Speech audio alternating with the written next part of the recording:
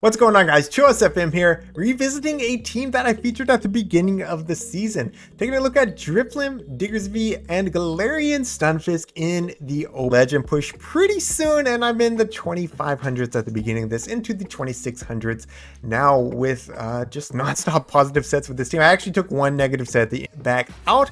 I put Quick Attack on Diggersby, and I didn't think that I would love it. And then again last Friday when I was trying this team out on my live stream. So I appreciate you, Ghost Shock. Leave a like, leave a comment down below for Ghost Shock. Let him know that you appreciate him too, because these battles are going to be some fun ones. Let's get it going. Definitely not a good lead. We're going to be swapping out immediately into Galarian Stunfisk, and we're going to be met with an Azumarill. So going to be fighting for Switch if I can here. It's not really a good matchup for my Galarian Stunfisk, but if I can connect with this first and play rough. So going for the Rock Slide bait, and yes, we do grab the shield. Now I can overfarm and go for the next EQ. Does the Azumarill want to my second shield on my Galarian Stunfisk? However, Diggersby has a great matchup against the Azumarill. Here comes the Lickitung, and I'm going straight for the EQ. This will definitely make the matchup more comfortable. And yes, it does connect. So in comes Quick Attack and Diggersby. You can see still able to get to my charge moves very quickly. Quick Attack, Beast attacks. I mean, specifically, we're talking about flyers, right? This is a meta that she'd be able to farm it down. They tough left. I don't know what was in the back. But like potentially, if you get Altaria low on something else, you can farm down with Diggersby. That's huge. That in itself is huge. Anyways, into this next one, a Trevenant lead. So, and I'll just go straight Icy Wind. I'll make sure I throw out proper timing, and you can win that. And most of the time they swap out anyways, because most of the time they have a Dark Poison and then a Steel type in the back.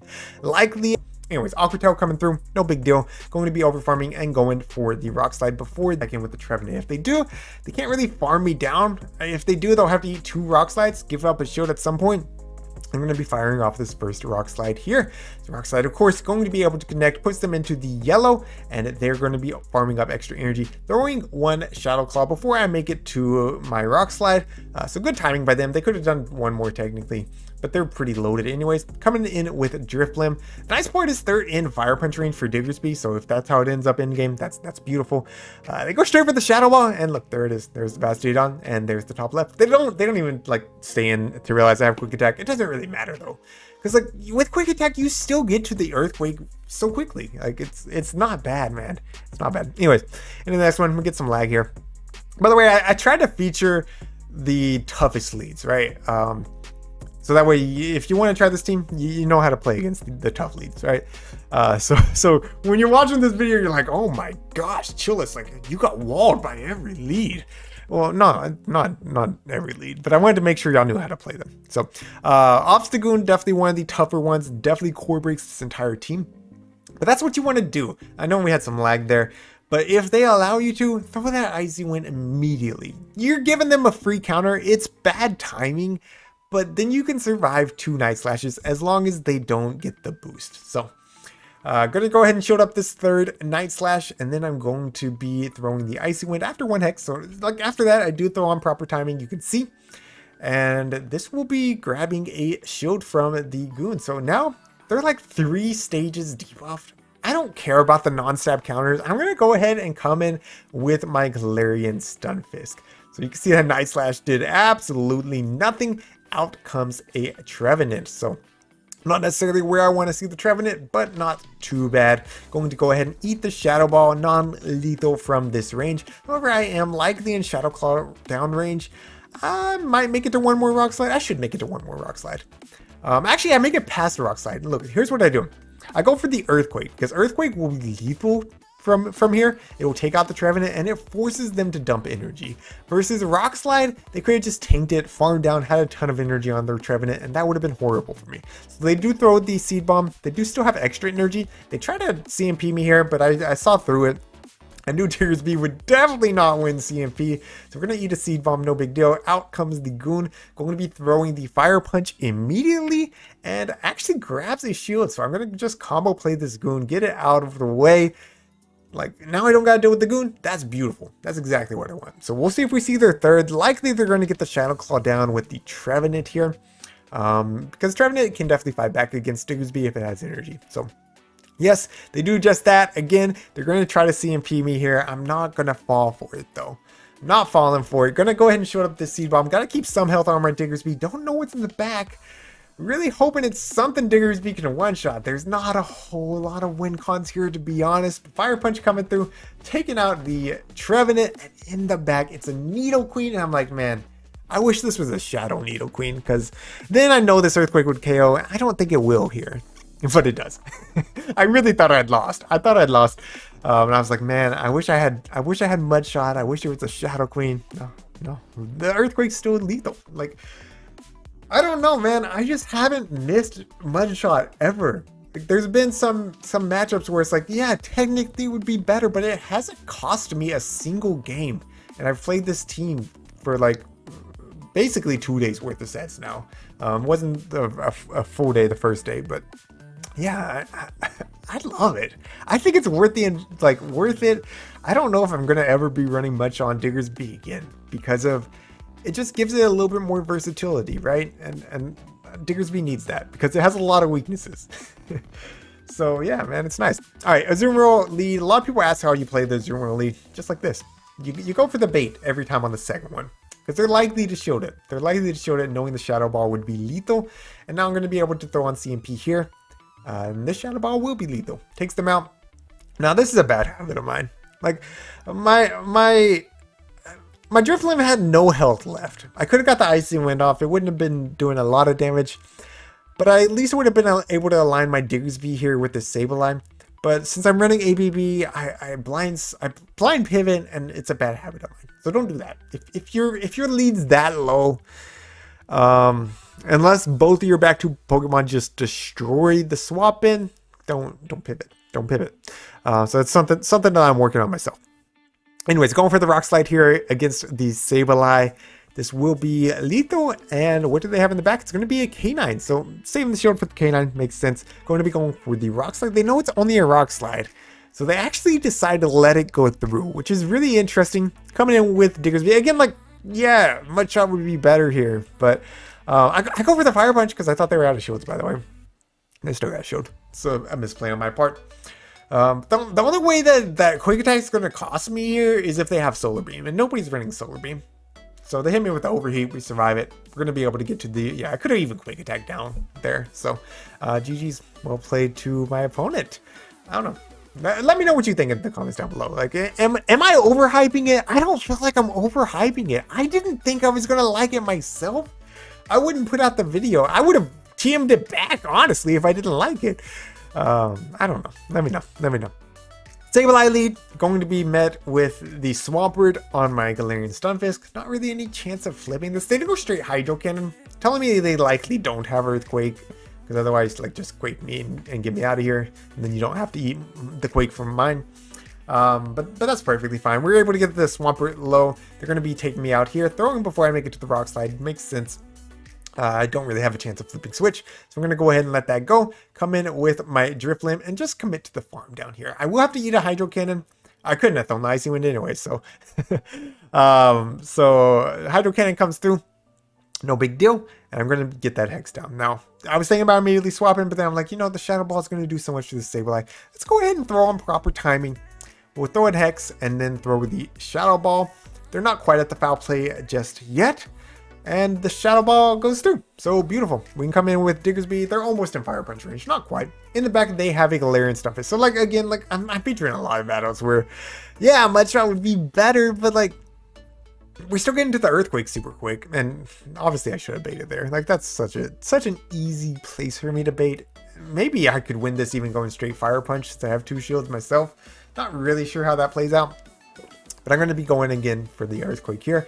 And I didn't show the first one. I was hoping they baited there. And then, like, it's an easy bait for them now. Yeah, they Rock Slide. Like, good baits by my opponent. They're playing this. They're playing it perfectly. And I'm probably playing this pretty poorly. But that Earthquake does connect. So that's very nice. And now I can just go ahead and catch on my Drifloon. So we're going to do that. We catch on Drifloon. It's going to be the Earthquake. They are going to be swapping out into their Sableye to get the farm down.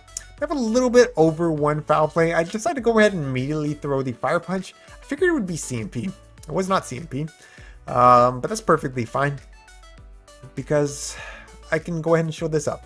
It could be a return. It is a foul play. We will survive a foul play from here. And they do get to another one. So, like, I'm trusting in my Diggersby here, right?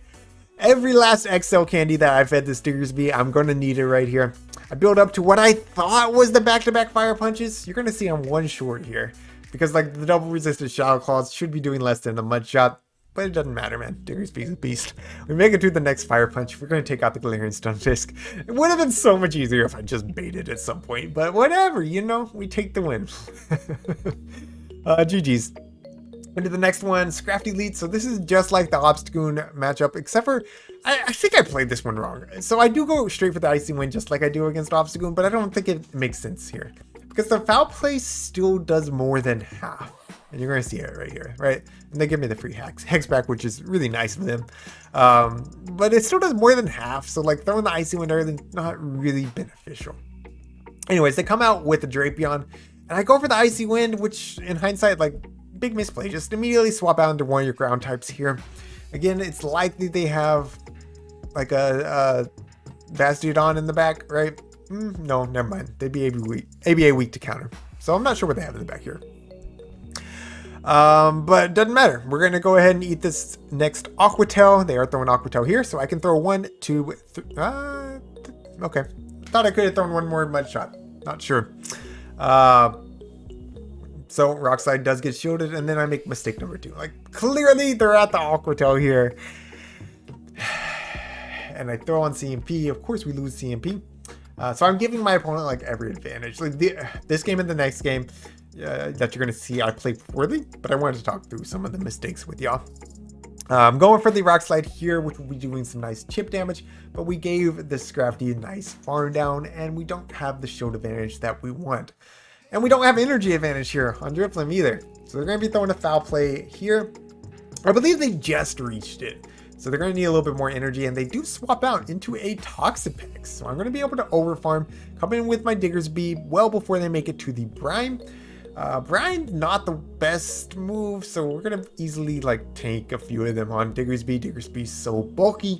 Toxapex, also extremely bulky, like ridiculously bulky. I want to make sure if this Earthquake KOs that I have some energy to help stall the clock / to threaten the Scrafty, and it doesn't KO, which I didn't think it would. That's perfectly fine. Switch clocks are almost up, and I know this Fire Punch isn't going to KO here, so I go ahead and just throw it immediately for the chip damage, forcing them to throw the Brine as well to take out my Diggersby, but they don't have the back-to-back, so I can farm down with Driplim if they decide to stay in. Of course, they're going to pivot. We're going to do 1 Hex, throw the Icy Wind. That's what you want to do, right? Proper timing, making sure you're only giving them 1 free turn on their 2 counters, and we make it to the next Icy Wind. First one, grab the shield. Second one takes out, nearly takes out the Scrafty. 1 more Hex will do it. In comes Toxapex. They actually survived 2 Hexes, which is blows my mind how bulky that thing is. I built myself one, by the way. It pairs really well with the dark type, the dark fighting. So either Obstagoon or Scrafty. So I mean, that team just makes sense. All right, this lead, we see this a lot, right? Altaria is all over this meta. I misplay it. Like you don't ever want to throw the Icy Wind immediately. You don't even want to throw it on the next Hex because there's two types of players here. The types that have a Steel type and they want to catch on their Steel type, which is this one. Or the types that don't have a Steel type, and they're going to be throwing after your 5 Hexes because no one expects you to throw that 6th Hex and not Icy Wind when you're taking all this Dragon Breath damage. So I've gotten a ridiculous amount of free Hexes because people throw on alignment there, which just makes that matchup even better. So now since they caught, I have to double bait against this Empoleon. And it's actually really nice that I had the Icy Wind because at least the waterfalls don't take me out. I'm going to be able to throw this Earthquake. Did you see what they did there though? They did not throw the waterfall. I did 1 mud shot to make sure that they were staying in. They didn't throw the waterfall, and then they caught on their Altaria. Great play by my opponent. They're going to be able to throw a Sky Attack here. Shouldn't be a Moonblast, so it's not lethal. Icy Wind is going to be coming through, and it's double super effective. However, it's non-stab, so it doesn't take out the Altaria. Quick Attack Diggersby, like, this is what I'm talking about. We're going to be able to actually farm this thing down. Mudshot, we would take so much Dragon Breath damage. So much. Like a stupid amount. So we unfortunately didn't make it to the Sky attack, but we get the Quake attack down. In comes the Empoleon. No big deal. We're going to make it to this next Fire Punch before they make it to the Hydro Cannon. This will be lethal from this range. And in the back, it's going to be a Toxicroak. So we need to make it to the Earthquake. They are going to be able to outpace though. So we got to catch. And we're going to do just that. We're going to catch on a Galarian Stunfisk. So, you know, they got a nasty catch on us. We got the nasty catch right back. Now we just got to make it to this Earthquake. And again, like, yeah, we don't got Mudshot, but the Earthquake's going to be plenty. So I don't know. I like it. I like Quick Attack. I feel like I've featured all the wrong battles, though. I've featured so many things that, by the way, I messed up my editing. Anyways, so many things that Mudshot would have been super effective against. So maybe I didn't prove my point here, but whatever. I enjoy this team. Let me know what you're running in the Great League. Maybe I'll try out your team. I'm still looking for more strong teams. So let me know what you're running if you got a strong team. That's going to be it for today. Leave a like. Thank you all so much for watching. Thank you to my channel members for your support. And until next time, this is Chill FM reminding you to always keep pushing forward.